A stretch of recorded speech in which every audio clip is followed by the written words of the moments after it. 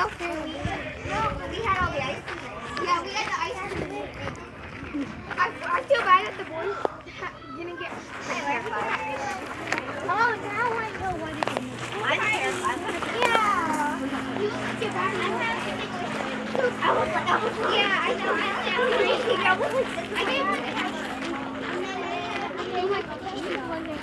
I gave back and forth.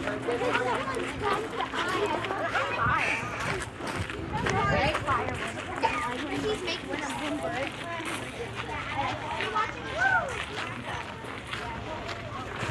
Like on here at a campfire.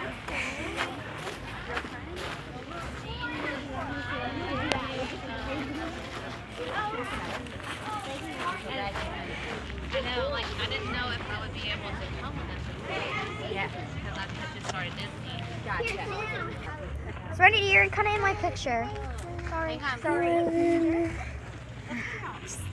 Florida. First of all, there were no roads. There's no buildings.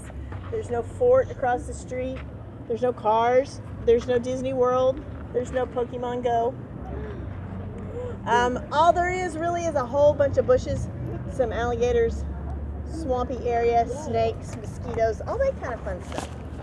But there's also Juan Ponce de Leon. In the year 1513, he was a Spanish explorer right out here off the coast. He saw us and he thought we were an island. He didn't realize we were part of the North American continent. But he saw us and he named us and he claimed us for the country of Spain. He named us La Florida because of all the aforementioned flora and fauna and bugs and swamps and all that kind of fun stuff. And Ponce de Leon didn't stick around very long because of all the snakes and the alligators and all that fun stuff. He's sort of like, yeah, this is Spanish territory.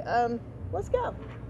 And he pretty much left. And not a whole lot happened here until over 50 years later. Now, there was a big mix-up with the French and the Spanish and a man named Pedro Menendez. It was sort of in the middle of all of it. Pedro Menendez did the bidding of the Spanish king at the time. The little French misunderstanding was taken care of, and Pedro Menendez was able to establish the city of St Augustin. Now, he had about 5 ships when he crossed the Atlantic. He started out with 10, and for reasons that were, when you try and make plans, sometimes they don't work out. Started out with 10. He was supposed to meet up with 24. There was supposed to be 34. 24 didn't show up. He left a couple ships to meet those 24. He took 8. They hit a hurricane. He ended up with 5. 5 ships. But aboard those 5 ships were about 800 people. All right. 800 people. And he had a whole list of people. Occasionally get a little exercise, walk around. But you got to remember, they're just walking around in the cargo hold. It's not like they can go anywhere else to go potty, if you know what I mean. All right.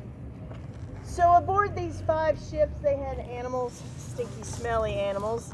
And this was back when no one used deodorant. So it was 5 stinky, smelly ships. Woo! It took a couple months to cross the ocean back then. I got a question. Hang on just a second. Okay. They finally arrived in this area on August the 28th. Now back then, all the Spanish are very, very strict Catholics. And August the 28th happens to be a special day in the Catholic religion. It is a day to honor a saint. That saint's name is St Augustin. Now what does that sound like to you? Augustine. St Augustine, exactly. That is how we got our name. We are named after a Catholic saint. St Augustine happens to be the patron